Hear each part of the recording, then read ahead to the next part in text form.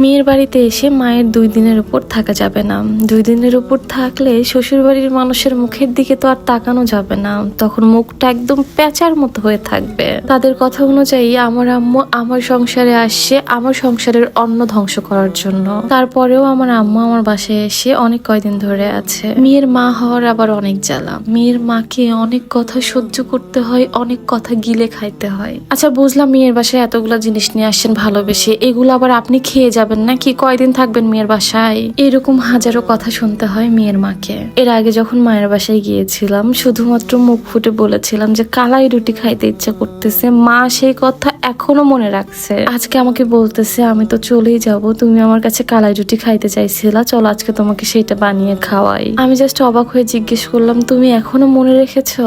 সে আমাকে বললো কি জানো, মায়েরা সব মনে রাখে। মায়েরা নিজের কথা ভুলে গেলেও ছেলে মেয়েকে কিন্তু ঠিকই মনে রাখে। তার সন্তান কখন কি খাইতে চেয়েছে, কি পছন্দ করে, কি অপছন্দ করে, কোনটা সবচেয়ে বেশি পছন্দ করে, এই সব জিনিস কিন্তু মায়েরা মনে রাখে। আর ভিডিওর মাঝখানে ছোট্ট করে একটু বলে নিই, সেটা হচ্ছে তোমরা যারা একদম ন্যাচারাল পদ্ধতিতে নিজের ওজনটা বাড়াতে চাচ্ছ তারা একদম চোখ বন্ধ করে এই চকলেট শেক এবং বাদাম নিউট্রিশনটা ট্রাই করতে পারো। এইটা খাওয়ার ফলে তোমাদের মুখের রুচি বাড়াবে এবং 1 মাসে 5 থেকে 6 কেজি ওজনও বাড়াবে। তোমরা হয়তোবা অনেকে দেখছো যে আমি এটা বেশ কয়েকদিন ধরে শিফাতকে খাওয়াচ্ছি। আসলে সে একটু বেশি চিকন, সে কিন্তু আগের থেকে একটু গুলুমুলু হয়েছে। আর এটা কিন্তু 100% ন্যাচারাল উপাদান দিয়ে তৈরি, তাই কোনো রকম কোনো সাইড এফেক্ট নেই। খাওয়ার নিয়মটা আমি তোমাদের একটু বলে দিই। 1 গ্লাস গরম দুধ অথবা 1 গ্লাস গরম পানির মধ্যে 1 চা চামচ মিল্ক শেক অথবা বাদাম নিউট্রিশন দিয়ে ভালো মতো মিক্সড করে খেয়ে নিতে হবে, সকালে খাবার আগে এবং রাতে খাবার পরে খাইতে হবে। আমি এই অরিজিনাল প্রোডাক্টটা নিয়েছি ফিট ক্যাফে ফেসবুক পেজ থেকে। আমি তোমাদের সুবিধার্থে পেজটা ডিসক্রিপশনে মেনশন করে দিব, তোমরা চেক করে নিও। তোমাদের চলো আমার একটা সিক্রেট বলি, সেটা হচ্ছে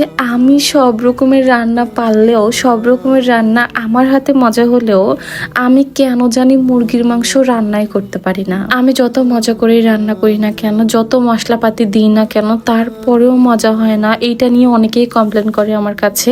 যেমন শিফাতেরও আমার হাতের মুরগির মাংস একদমই পছন্দ না। আমি আম্মুকে বলছি আম্মু তুমি এবার যাওয়ার আগে আমাকে মুরগির মাংস রান্না করা শিখায় যাবা। আমাদের সেরা ভাঙা মডেল দাদা রান্নাঘরে মডেলিং করছে।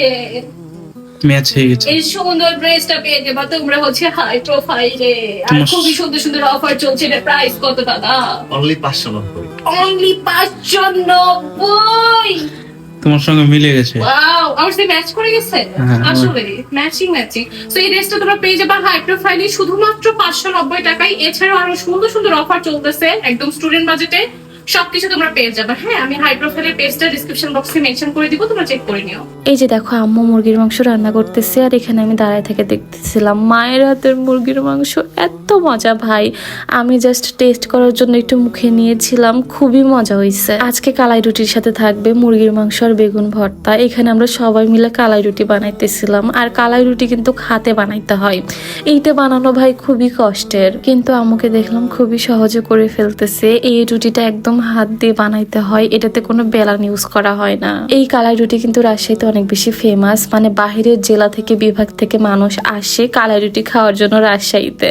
আর আমাদের নওগাঁর দিকে কালাই রুটি বানানোই হয় না, মানে কিভাবে বানায় সেটাও হয়তো অনেকে জানে না। যাই হোক, এখানে আমরা বসে থেকে সবাই মিলে একদম মজা করে খাওয়া দাওয়া করতেছিলাম। আর আজকের মুরগির মাংস এত মজা হয়েছে ভাই। আজকের এই সুন্দর ভিডিওটা এখানে শেষ করছি। আল্লাহ হাফেজ।